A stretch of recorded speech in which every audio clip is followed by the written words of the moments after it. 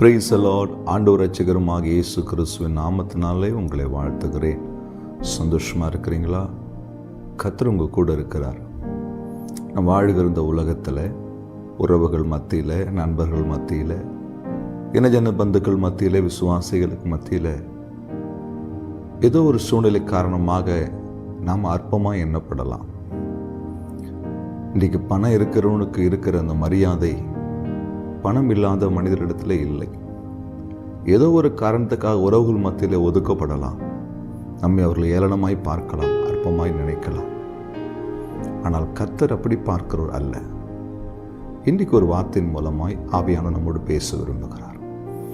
ஆதியாகமம் 29ஆம் அதிகாரம் 31ஆம் வசனம். லேயாள் அற்பமாய் எண்ணப்பட்டாள் என்று கர்த்தர் கண்டு அவள் கர்ப்பம் தரிக்கும்படி செய்தார்.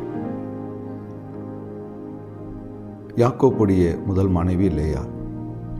அவள் கண்கள் கூற்று சாபம் உள்ள ஒரு சகோதரி. மற்றவள் பார்வையிலே அற்பமாய் எண்ணப்படுகிறவள்.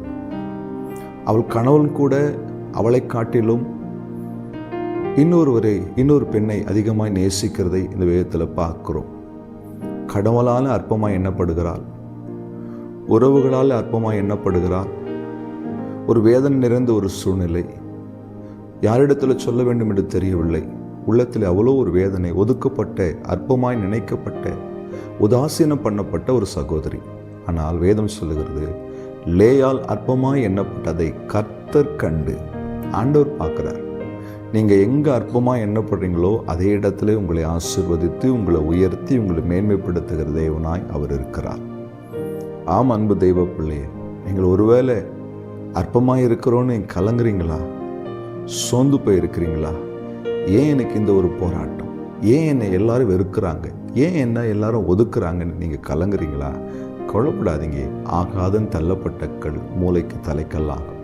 அற்பமாக எண்ணப்பட்ட உங்களை கர்த்தர் பார்க்கிறார். ஏற்ற வழி லேயாளை ஆசீர்வதித்தது போல லேயாளுடைய சந்ததியிலே கர்த்தர் ஒரு முக்கியமான கோத்திரங்களை, லேவி கோத்திரம், யூதா கோத்திரத்தை கர்த்தர் கொடுத்தார். உங்களையும் அப்படியே ஆசீர்வதிப்பார். உங்கள் அற்பமான நிலைமையை மாற்றக்கூடிய தேவன் நம்மோடு இருக்கிறார்.